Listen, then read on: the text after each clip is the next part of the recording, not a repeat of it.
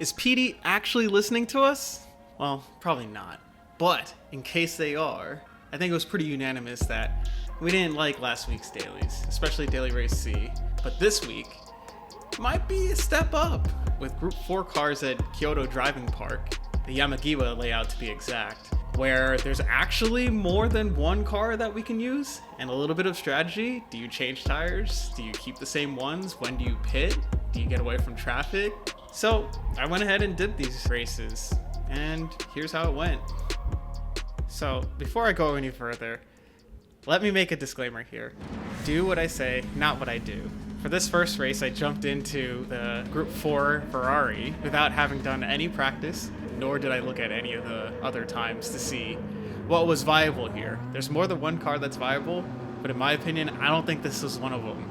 So as this one gets started, starting in last, as I'm on the Mick Last Place account, and the goal is to move up, as is the goal for any race, to be honest.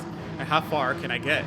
So the thing about Yamagiwa's circuit is that there are two complexes in particular that are really, really difficult to nail, and if you don't hit them right, you're going to find yourself losing a lot of time in the best case, and in the worst case, completely wiping out and ruining your race. Those complexes are turns 8, 9, and 10, and 13 and 14. But that's not to say that there aren't more dangerous parts of the track, as we see already. Ragnar Lothrock making a little bit too heavy of a left-hand turn there. So we're going up the hill, and what I found here is that you got to be really careful with the line that you take, especially when you're in dirty air, otherwise you can get upset on the curves. So into this long left-hander, of which there are many in this track, as we see another car off, poor backs in the wall. The long left-hand turns here are going to mean that the right side of your car is going to be demanding a lot more grip, and you're going to wear out there. How much those tires wear out vary from car to car. As we head into the 8, 9, 10 complex, and you see I just didn't get it right. I wasn't lined up properly, and I couldn't power through those corners. And just like that, we lose the position to Ragnar, who's in the Bugatti, which that car can fly in a straight line. Just after a couple more corners, you can see I lost another half a second through the second of the two complexes that I was talking about. So far, over the course of one lap, I'm lucky to still be within 9 seconds, or just about 9 seconds from the leader, as you see Ace and Greasy head into the pits early.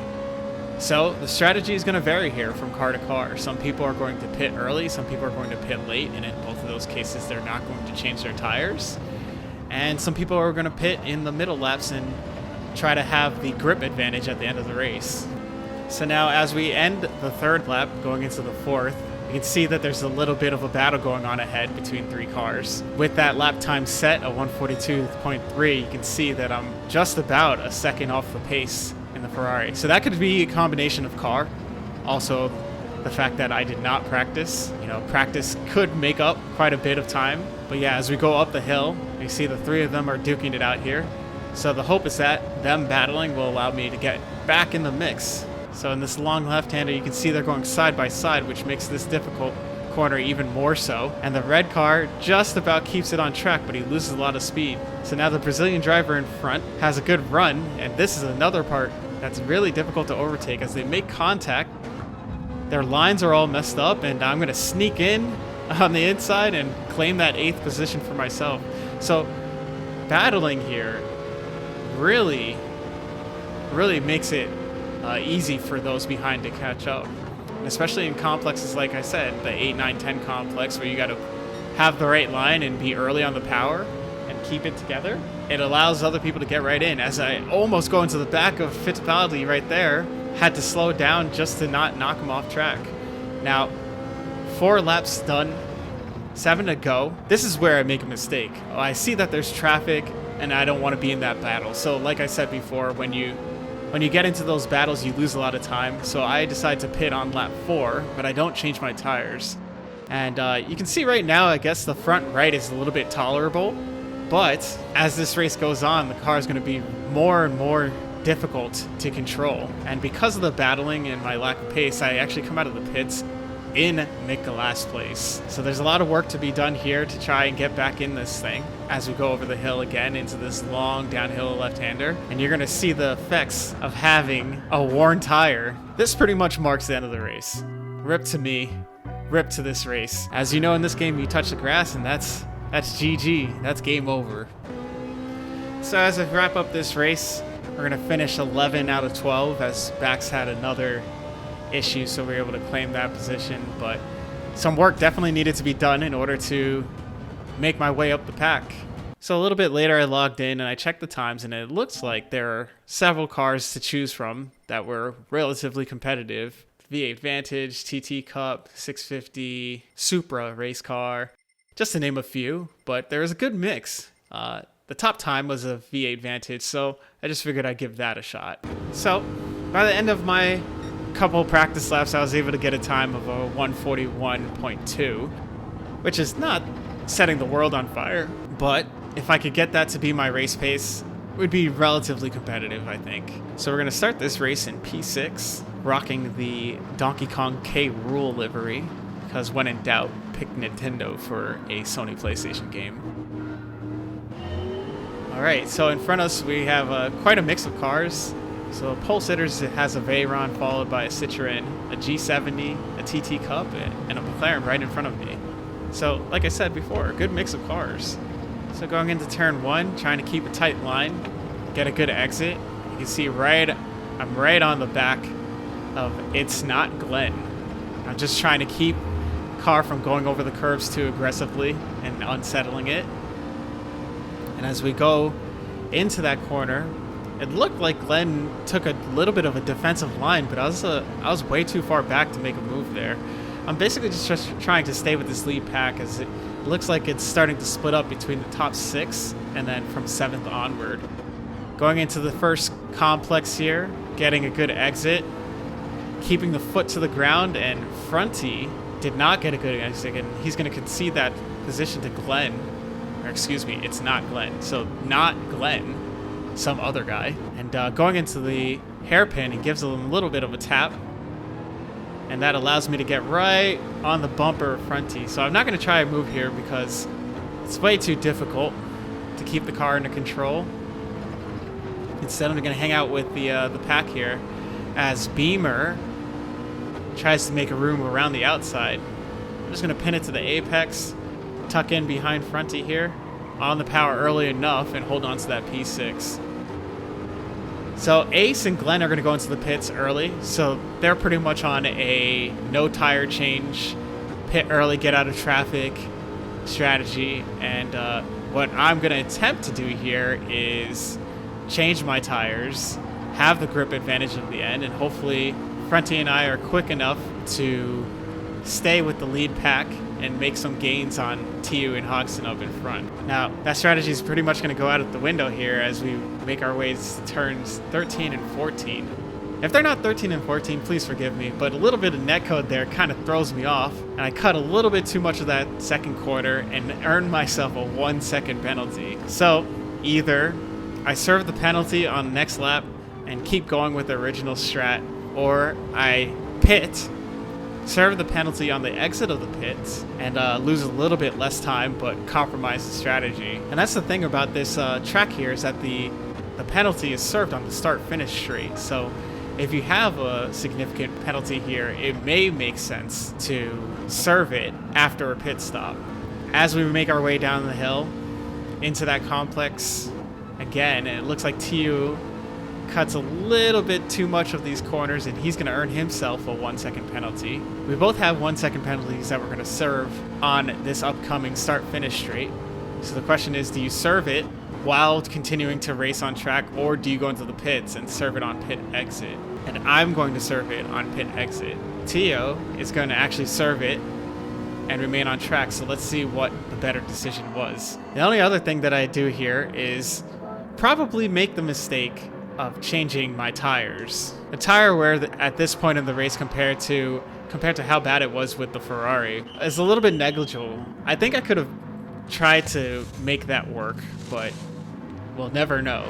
So tires changed, exit in the pit, serving the penalty, and I'm gonna come out, and I can't quite stay ahead of the Mexican driver in front, so I'm gonna have to tuck in behind unless I can get in front of him before these uphill S's, which is a really dangerous tactic. So I decide better of it, just stay behind him and hopefully wait for him to make a mistake. So you can see I'm really close, and bumper cam may exaggerate that a little bit, but it really makes it so I can't quite see. So I'm gonna send it into the long downhill left-hander, and he actually loses control of his car, and we get that P13 back. So we're closing in here on Glenn's, and if I recall correctly, Glenn pitted on lap 1. So even if he did change his tires, which would not be advisable while pitting on lap 1, we're gonna have a serious grip advantage. So currently we're 6.6 away, closing through every corner. In just that corner alone, we gained another 0.2. Going downhill into this complex, very tentative, very careful to not pick up another 1 second penalty, because that is not something that I think we can recover from here. 0.3 of a second in closing, but not closing quite fast enough as we overtake some other people who are in the pits. So it's imperative that I try to find a way around It's Not Glenn as quickly as possible, but not be too impatient that I wreck my race. I get a good exit here, and this is going to be my best chance to try and get this move done. Although not ideal, I have the run, and if I could just brake late into the corner, down to second for the extra rotation, and the move is done. The grip is just too superior at this moment, as Ace in front actually is in the same situation. So I send it up the inside on the corner here. A little bit of contact as he tries to cover me off, but he stays ahead regardless. And I know he pit on the first lap also. So going into that long left-hander, he goes a little bit deep. We get the exit again, and just like the lap before, what I'm going to try and do here is take the inside, brake late, and own the corner. And just like that, he didn't fight it too much. We got a decent enough exit, and as long as we can keep ahead before the next hairpin or the next left-hander, this P6 should be as good as ours. As they almost sent it. I think there was a little bit of contact there, but you know, these things happen.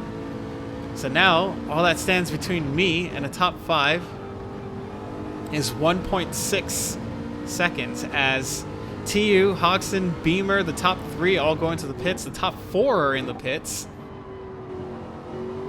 So how many of these racers are we going to be able to pass? Top 2 are out. We take P3. Tio is coming out just late enough, so we have a podium position. So that might answer the question from before as to whether or not we should have served that 1 second penalty on track or coming out of the pits.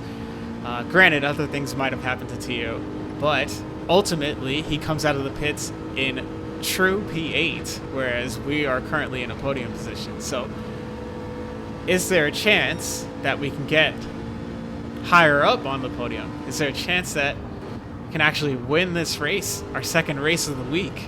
We're only 3.7 seconds away from the leader. By the end of lap 9, beginning of lap 10, it's looking like the win might be off the tables. Hoxton pit later. He's got superior grip, and my front right tire is about half worn. But we are gaining on fronty just a tad. So P2 might be in the works, but I'm going to stop it right here. This is the moment where this race ends. What you're going to see here is why you got to be careful with your line. Unfortunately for me, it's a 360 no scope, and I'm just about to able to hold off Ace going into that long left-hander.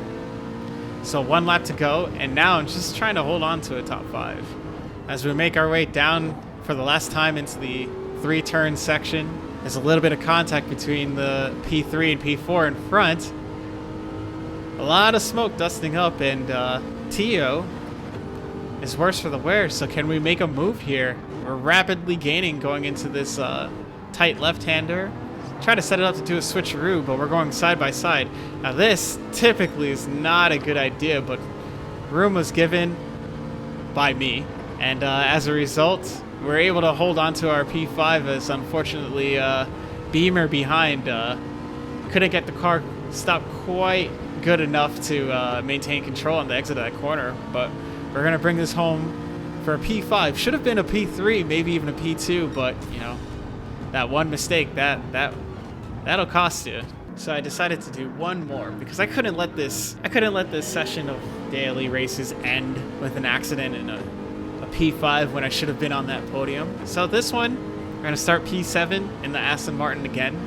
Again, a good mixture of Group 4 cars here. I think again we have quite the variety amongst the top 7 here.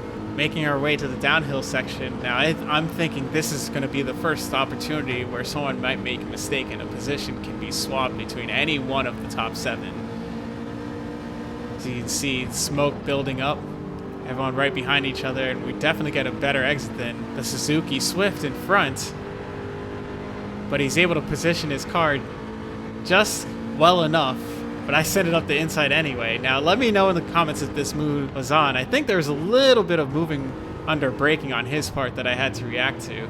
I think he was very much driving in his mirrors and, you know, was just trying to block the attacking lane. But regardless, we got that P6. And on to the next. Sophie Violet here. Not the actual AI, I hope, because that AI is very, very difficult to beat using the same compounds. In a battle with Fronty in front, in the TT from earlier, and the two of them are battling. Sophie sends it up the inside. Fronty's right there hanging on, and it looks like he doesn't get a good enough exit to quite attack back, and he slips back behind, hopefully to get a run. I have a good run. Fronty covers it off wisely. I'm not able to quite send it around the outside. He has good enough traction to get on the power. But we have another run coming down the hill. He defends early, has the inside line, so I decide to back out, let him take the corner, focus on the corner exit, see if I can get another run coming up the hill. That I do, and I'm on the inside for the next turn, but the left-hander coming up, he has the inside, so is he going to send it? He does. I'm on the outside, so let's see if he leaves a little bit of room. And unfortunately, that is the end of this race. Didn't get a chance to do another one, but definitely think there's potential there. Thanks for watching. If you liked the video, make sure you hit that like button and subscribe. See you next time.